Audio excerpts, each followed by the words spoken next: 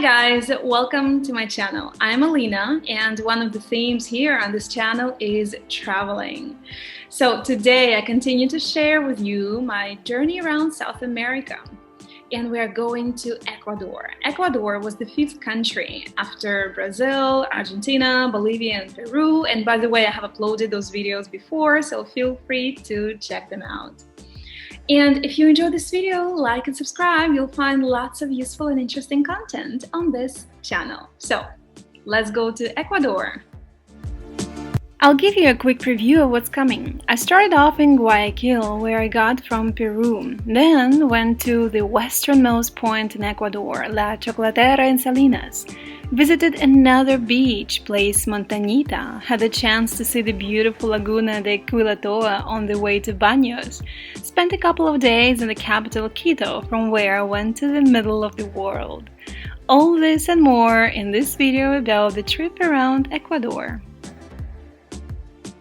So I crossed the border between Peru and Ecuador by bus, and after a quick immigration check, I was in the country and was about to go to Guayaquil, a port city in Ecuador. Well, my first steps in Ecuador after the immigration, after crossing the border between Peru and Ecuador. So now I'm heading to my bus that will eventually take me to Guayaquil, one of the first cities in Ecuador. It always brings me so much joy to be in a new country. Everything seems so different, when in fact, many things are quite similar too. So Guayaquil, also known as the Pearl of the Pacific, is Ecuador's most important coastal city. With nearly 3 million inhabitants, it also happens to be Ecuador's most populated city. It's vibrant, hectic, hot, humid, tropical, all in one. Guayaquil's waterfront is the pride of the city and symbol of its redevelopment. This 3-kilometer promenade is probably the biggest attraction in the city. The north end of Malecón 2000 connects conveniently with the colorful artistic district of Las Peñas. This is the oldest neighborhood in Guayaquil and has the largest concentration of colonial architecture. The main draw is the climb up 444 steps, past cafes and art galleries. At the top, there is also a small chapel and lighthouse, which can be climbed for fabulous views over the city.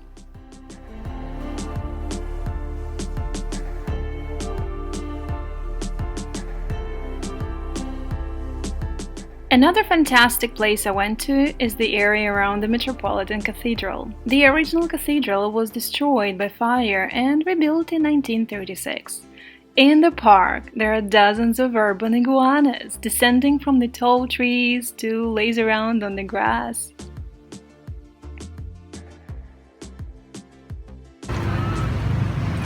Hey, iguana!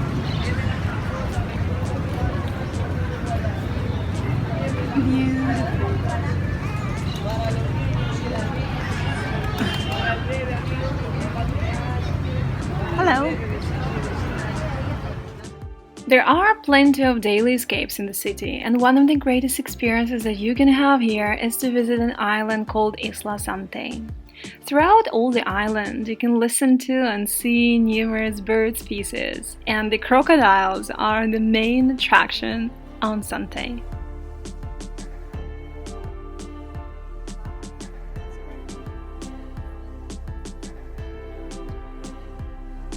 There is an eco-village which looks like camp cabins with solar cells here. You can rent a bicycle or walk through the village, which is really beautiful and green. What a difference here compared to the busy Guayaquil. I further headed to Salinas, which is located at Ecuador's westernmost point and is sometimes called Little Miami Beach, because of plenty of wide mid and high-rise condominiums that sprout from the sand curving around the bay.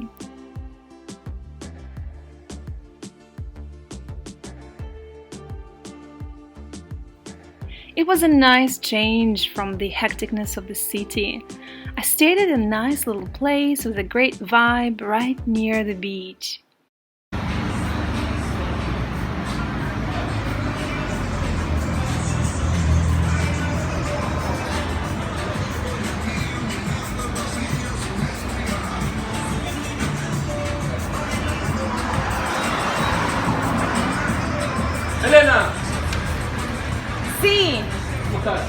Muy bien. ¿Y tú? And half day I just walked and walked around Salinas, enjoying the views, the breeze, and the sunset.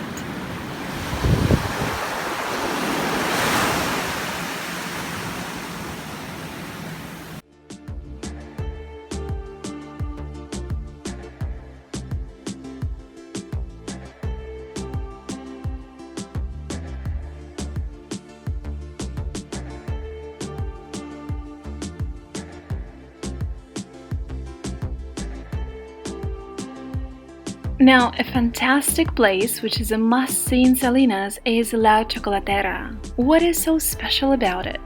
This is the point of land that sticks furthest out into the Pacific Ocean from the mainland of Ecuador.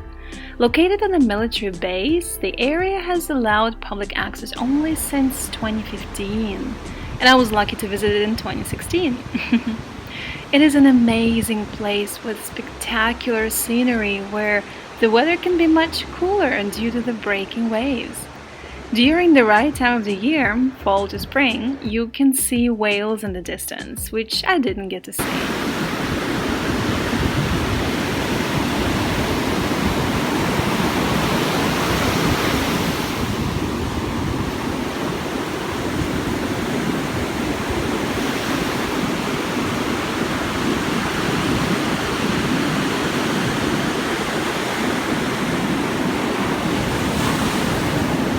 I walked a lot along the coastline, enjoyed the beach, even met a friend here. And this was my trip to Ecuador's southernmost place, Salinas.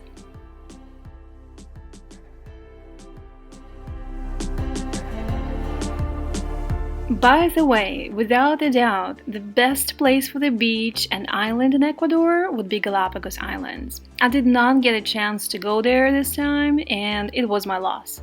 The place is truly spectacular. In case you are planning to visit Ecuador, this probably should be a must-see place. Anyway, I further headed to a small village of Montañita. Montañita means a little mountain and gets the name from the small cliff that separates it from the beach of Alon to the north. The beach is a big attraction with its colorful umbrellas and canvas pavilions that dot the shore most days. For many who live on the southern coast, Montañita is a great day trip destination. Regional buses run every 20 minutes or so and are very inexpensive. For example, the 2-hour ride from the Salinas area, where I came from, costs just around $2.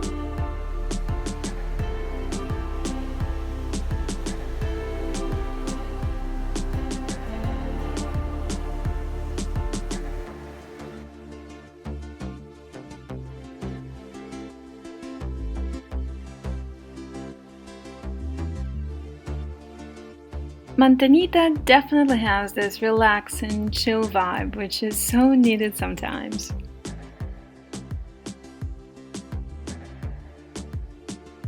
Once the sun goes down, things are very different. Music starts blasting from the bars and dance clubs. It really feels like a party place. I did enjoy the night vibes as well. And by the way, I noticed so many cats around, unbelievable.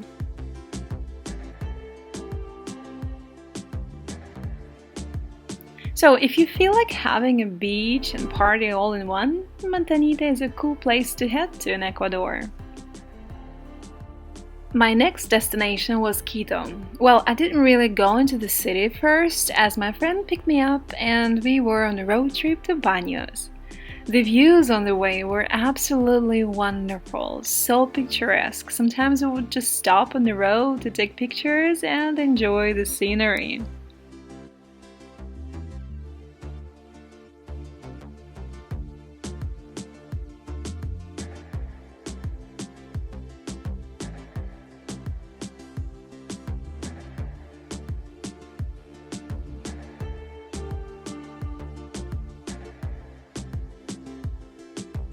But the first major stop for us was Laguna Quilotoa, a beautiful lake which was formed about 800 years ago after a massive eruption which led to the collapse of the Quilotoa volcano. The lake also offers a great adventure, a ring-shaped trail hike called the Kilotoa Loop. We didn't get to do this, but I enjoyed hanging out in this area with such a magnificent view. On the road again, and we are headed to Baños.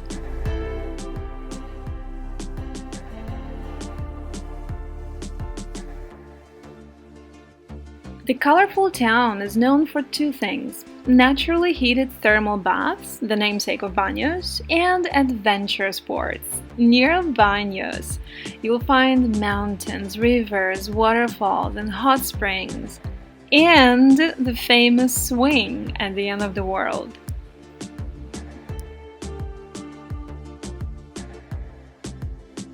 And that's not me, by the way. So we went to the waterfall in Baños as well, and oh my, what an incredible power of nature is felt there. And by the way, there are apparently 7 waterfalls around Baños, so maybe this trip is worth more than just one day.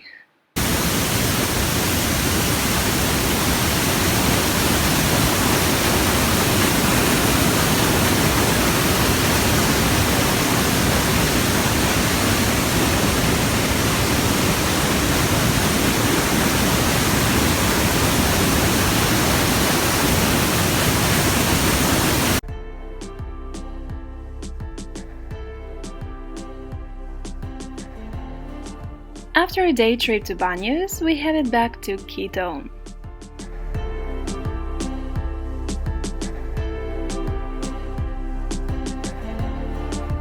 On the way, we spotted the famous Cotopaxi volcano. The picture turned out amazing here. It seems like a smoke is coming out. In fact, it's just the clouds. This volcano is one of South America's most famous and active ones.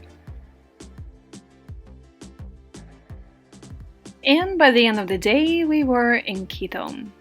The next day, I got lost in the narrow and colorful streets of old Quito. The architecture of the buildings, the sculptures and frescoes in the churches, incredible. Everything is very beautiful and superbly maintained. I liked the monastery in San Francisco Square very much.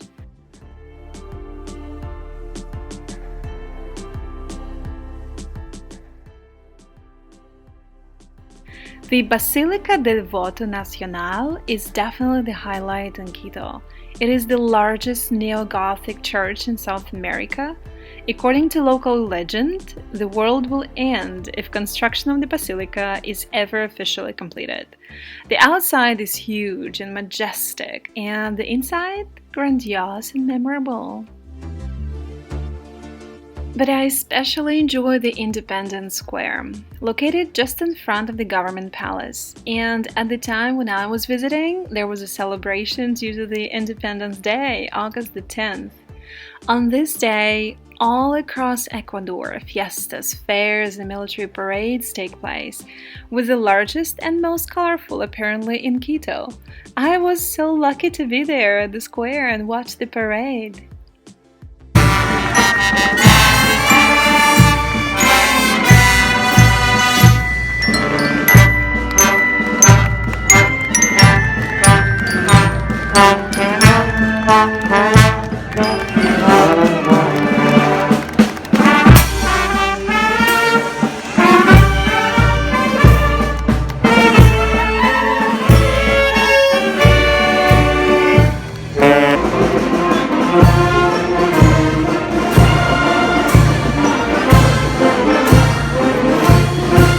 Quito is incredible just to walk around and enjoy the views.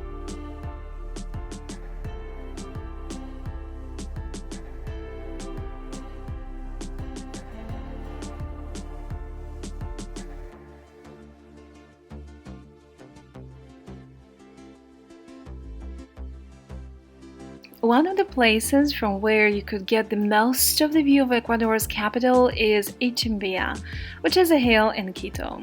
On the hill, there is a park known as Parque Ichimbia. The place is remarkably calm and peaceful. There are great views over the old town and basilica. There are also trails to walk around and wonderful views of the city in general. I spent at least half day there. First getting there, staying in the park, and going down the hill took quite a bit of time, but that was a great experience. Let me tell you about the giant statue of Virgin Mary, the world's tallest aluminium statue. This statue is seen from all over Quito, especially when it is lit beautifully in the evenings. The statue has wings and a crown with 12 stars. Under her feet lies a dragon snake symbolizing that she can defeat evil. Panecillo Hill was originally a place to worship the sun by the indigenous people who lived in Quito. It's a nice place to look at the city from. The next day, I went on a tour to the middle of the world, Mitad del Mundo, but we first stopped at this Pululajo crater about 30 minutes from Quito and very close to Mitad del Mundo. This place is one of only 2 inhabited volcanic craters in the world. We then went to Mitad del Mundo. So, what is this place about? It is a place that sits right on the equatorial line. This is actually why the country got its name, Ecuador, and gives all travelers the option to stand at one moment on both hemispheres. Even though the equatorial line is invisible, the part here is marked by a yellow color, so I can say that I stood on the middle of the earth. Mitad del Mundo is actually a park where a traveler can spend several hours.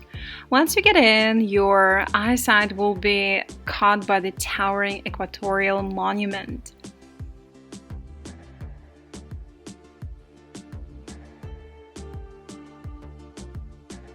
You can go up there. An elevator took me to the viewing platform, and then I had to walk down on foot, which was quite interesting. All stairs and every floor were turned into a museum where we could learn more about the site and the research.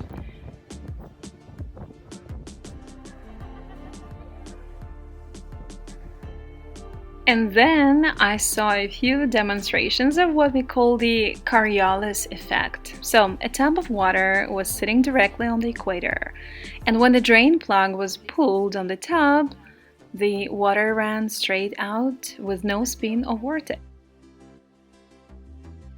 Then the tub was moved about 2 meters north of the line and water poured in. Drain plug pulled and we could observe a vortex. 2 meters south of the line, the vortex spins the opposite way. Pretty interesting, I thought. And then we were challenged to walk directly along the line with our eyes closed. I didn't really get much explanation why this is more difficult directly on the equator than anywhere else, but as you can see, it was hard for me to keep balance.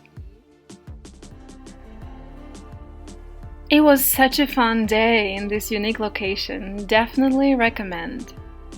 And the next and last day for me in Ecuador, I went on a road trip again. The first stop for us was the Quetzalcoatl, which is the first and only monument of the middle of the world, which is exactly on the equatorial line or zero parallel.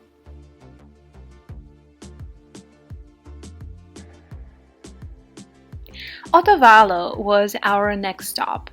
Otavalo is famous around the world for its artisan market. It was a nice experience to walk around the little town and, of course, enjoy the colorful artisan things, some of which can be a great gift. We also had this lovely woman, the indigenous Otavalo, who came to our bus and sang a song for us.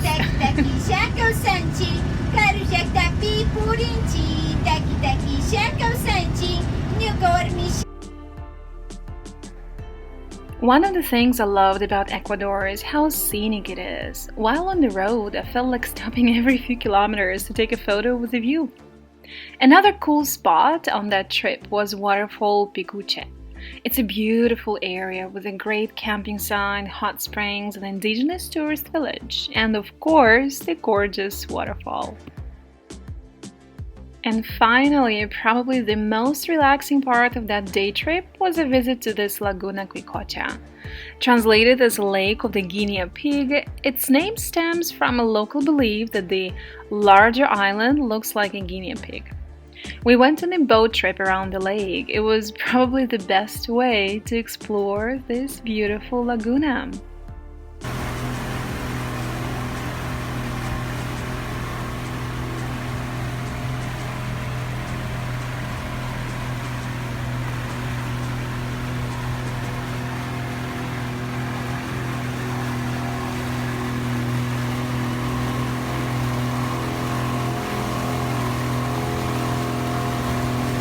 And like this, I ended my trip to Ecuador. Some of the best memories are thanks to my friend Daniela who lives there. Together with her partner, they told me so much about their country.